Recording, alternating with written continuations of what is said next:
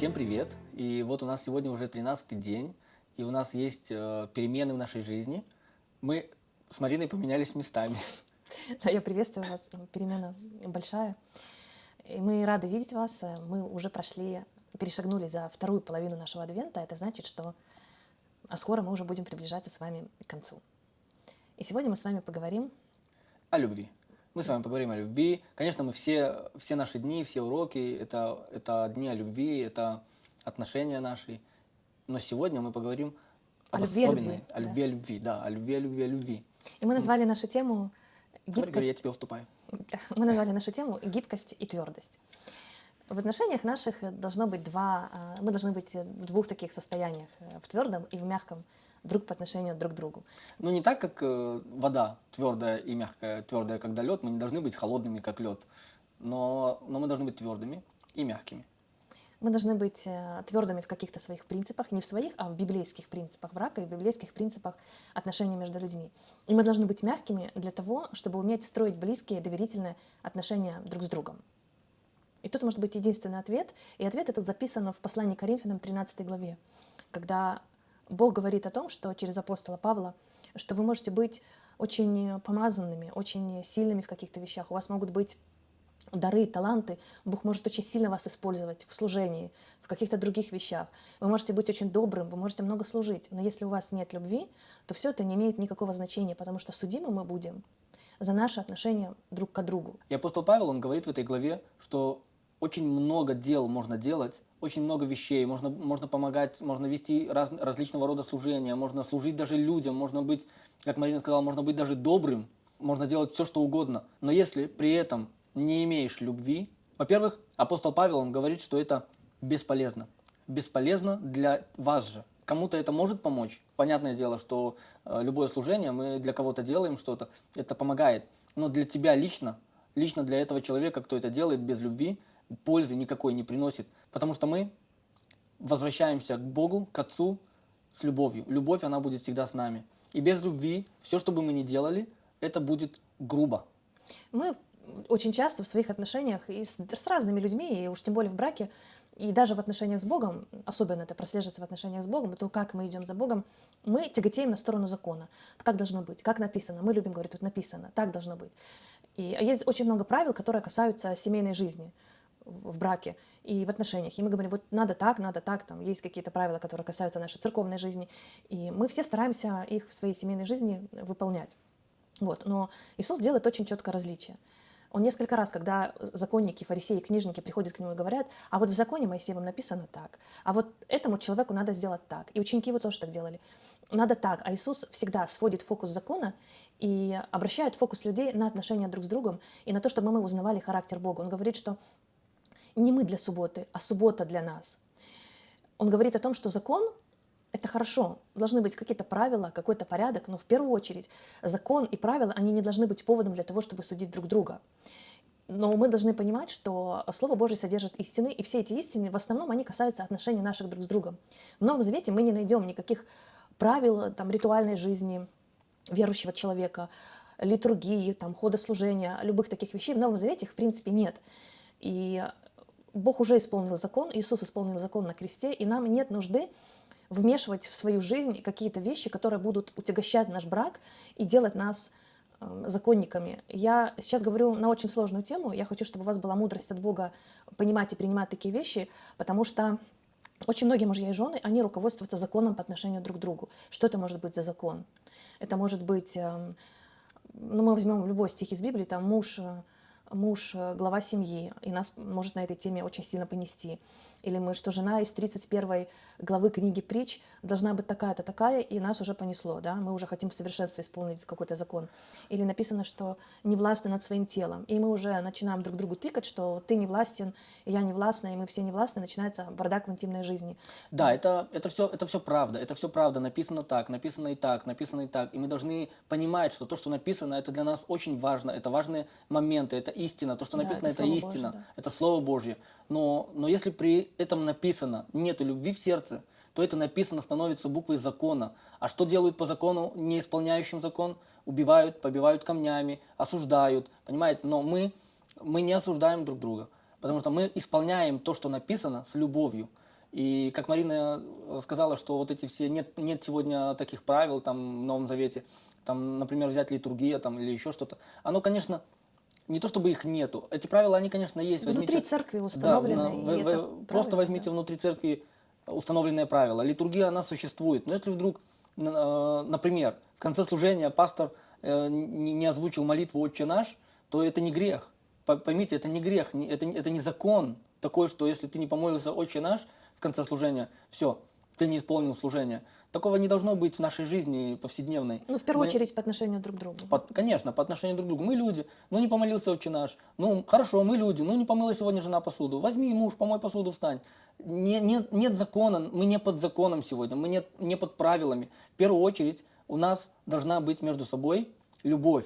И поверьте мне, если мы будем любить друг друга правильной любовью, любовью, о которой говорит апостол Павел в 13 главе 1 Коринфянам, если мы будем так нежно любить друг друга, то не помытая посуда, не убранный пол, недостаточно большая зарплата у мужа или еще многое-многое-многое другое, это не будет для нас камнем преткновения, это не будет для нас поводом Судить друг друга. наказывать друг друга, понимаете? Первое, что между нами должно быть, это любовь. Иисус, Он даже свел все правила библейские, все правила Ветхого и Нового Завета, Он свел в два правила – любить Бога и любить друг друга. Отношения, они, в принципе, не строятся на законе. Да, у каждого есть поместная церковь. В церкви есть какие-то правила, и мы обязательно должны их принимать. Обязательно мы должны жить в том, в чем мы научены, что для нас определили, и мы должны быть в послушании, и мы должны быть подотчетными. Да и аминь, обязательно. Мы должны строить свою жизнь, когда мы находимся внутри поместной церкви. Невозможно быть членом Вселенской церкви и правильно строить свою духовную жизнь. Бог дал нам такой образ. Это то, что мешает нам совершать наше спасение. Но мы должны помнить, что отношения личные, они не с Богом, не с человеком, не строятся на законе. Вот. Должны быть правила для того, чтобы любовь наша, она была истинной, здоровой, правильной. Потому что, знаете, как я люблю говорить о том, что есть такая фраза, мужья и жены любят говорить, мы решили, да. То есть, если мужья и жены что-то решили, это не значит, что они решили правильно. Прийти в единство можно тоже на почве каких-то нехороших вещей, неправильных и нездравых. Вот. Но, тем не менее, мы должны понимать, что если мы строим свою любовь на основании Слова Божьего, если наша жизнь, она на основании Слова Божьего, все наши сферы жизни посвящены Богу, они все освящены Словом Божьим, они все проверены Богом, и на них поставлена печать. Мы рассмотрели все свои пути, и мы позволяем Богу это делать, то любить друг друга мы будем правильно. Вот. И поэтому мы не будем бояться нарушить закон, потому что мы не будем его нарушать. И я даю такое определение любви, что любовь – это отношения. Если нет отношений, то нет и любви. Если нет общения, то любви быть не может. И поэтому мы должны с мудростью подходить ко всем этим вещам, где написано, что муж глава, дай аминь, муж глава. Жена не властна над своим телом, дай аминь. Да, но и муж тоже не властен над Да, своим телом. да. И все, что касается устройства христианской жизни семьи, оно написано в Библии, оно важно и оно правильно. Но мы должны всегда с любовью подходить к таким вещам. И второй момент, очень важный, который касается нашей сегодняшней темы, это душевность и духовность. Да, душевность и духовность. Написано в Библии также, что сначала душевное, потом духовное. Это одна сторона этой медали. Вторая сторона, что мы строим свои отношения на душевном уровне, на уровне характера, на уровне эмоций, Чувств, да. на уровне чувств. Мы не можем строить на духовности отношения друг с другом, потому что духовность духовность без душевности приведет нас к закону. Да, не все мужья верующие, не все жены верующие, браки бывают разными. Да, Марина права, не все мужья верующие и не все жены верующие. И тем не менее, нам даже с такими мужьями и женами нужно строить такие душевные отношения, любить друг друга. Мы все-таки выходили замуж не за Библию, мы выходили замуж или женились на человеке, а значит, что мы с человеком должны строить отношения. А без душевных аспектов мы не можем строить отношения с человеком. Да, но тем не менее духовное основание брака, оно очень важно. Поэтому апостол Павел предупреждает, что мы должны выходить замуж и жениться на своих по вере. Потому что от этого зависит, будет наша семья христианская или нет. И душевность это да, это хорошо или правильно, но должны быть еще духовные принципы брака, на которых мы должны стоять в первую очередь. И духовное управляет душевным, а не душевное управляет духовным. И мы должны быть с вами душевными, чтобы у нас получилось построить близкие отношения с человеком, а духовными, чтобы строить их здоровыми в отношении с человеком. Чтобы эти отношения они были правильными, библейскими, чтобы там не было перекосов. Вот. И нам в браке на этой почве придется очень много друг другу уступать, договариваться, обо многом разговаривать. Но мы хотим предупредить вас о том, что, говоря и о душевных, и о духовных вещах, духовные вещи, конечно, сложнее, здесь очень много может быть споров в семье, камней преткновения. Вот. Ну, вообще, знаете, когда в семье складывается такая традиция поведенческая, что когда в семье кто-то один постоянно уступает, просит прощения, выходит на перемирие первый, а второй делает это редко, то в семье создается дисбаланс. Это ненормальная ситуация. Я предлагаю быть ответственным за свои отношения. Каждый не 50 на 50. Один человек, наш знакомый, сказал такое выражение, что каждый в семье должен выполнять 100%. Каждый. И жена 100%, и муж 100%. И вместе это 100%. Это как математика христианская. Да? 1 плюс 1 равно 1, то есть муж плюс жена равно одна плоть. И так же само 100% плюс 100% равно 100%. Странная математика, но это такая библейская математика. Да. И вот подводя итог сегодняшнему уроку, мы хотим призвать вас к тому, чтобы у вас была мудрость различать духовное и душевное. Духовное, оно управляет душевным, это основание нашей христианской жизни и основание нашей семьи. Слово Божье — это авторитет для нас, и на Слове Божьем мы строим свою семью в первую очередь, а не на том, как мы себя чувствуем и как нам показалось. Да, и не забудьте одну такую простую вещь, что духовный человек без любви, он кимвал, он пустота, он пустозвон, потому что такой человек духовный, вроде бы написано, что духовный может судить, да, от душевных, да, это правда. Но если у духовного нету любви, то это грубость получается, этот суд получается закон.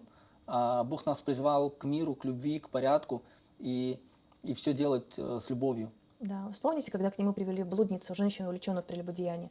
Она нарушила все законы, и христианские, и И иудейские, человеческие, да, иудейские. Да.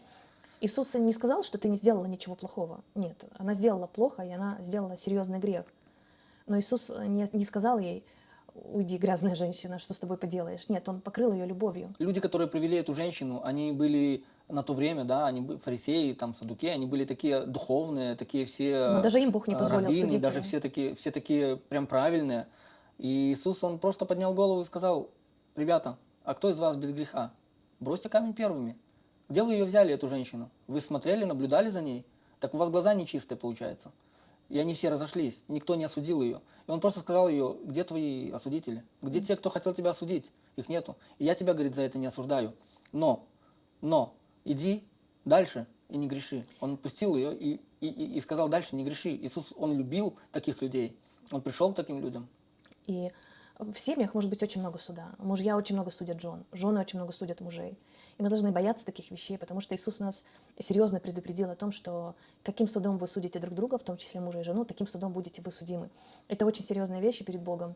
И мы должны иметь мудрость такую, чтобы даже если мы выносим какие-то суждения друг о друге, а мы все равно это делаем, то мы должны делать это в любви, в нежности друг с другом. Да, 100%. Да. И очень хочу еще сказать эту вещь, когда Иисус, он как глава церкви, и как Иисус Христос возлюбил церковь, так и мы, мужья, должны возлюбить своих жен. И я всегда был такого мнения, что семья – это маленькая церковь. Семья – это маленькая церковь, а здоровая семья и здоровыми семьями наполняется здоровая церковь. То есть здоровая церковь, она не может быть из больных семей. Это значит, церковь нездоровая, больная церковь, нарушено что-то. И поэтому мы призываем вас быть здоровой семьей. Христос возлюбил свою церковь и отдал себя за нее. Муж возлюбил свою жену, покрыл все, отдал себя за нее. И такие отношения, они здоровые. И представьте, что такими людьми, такими семьями наполняется церковь. Это сильная церковь. Это сильная, во всех отношениях сильная церковь. И такую церковь сатана и врата ада не одолеют. И такая церковь, она сильная. И дьявол боится таких церквей. Дьявол боится. И поэтому он всячески хочет нарушить и принести в семьи дисбаланс, нарушить эти семьи. Всячески настроить друг против друга мужа и жену.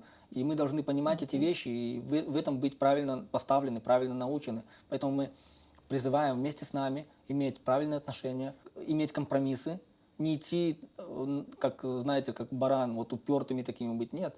Может быть, кто-то из нас будет неправ, но мы иногда должны покрывать, потому что мы призваны покрывать. Мужья призваны покрывать своих жен, своих детей. Это наше призвание. Да, сложная тема. Пусть Бог даст вам мудрости понять ее правильно. Мы продолжение наших, так сказать, уроков, видеороликов, мы всегда будем говорить, что мужья и жены должны находить компромиссы для того, чтобы строить отношения на любви, а не на законе. Да. На сегодня у нас все. Мы прощаемся с вами. До завтра. И с нетерпением ждем завтрашнего дня.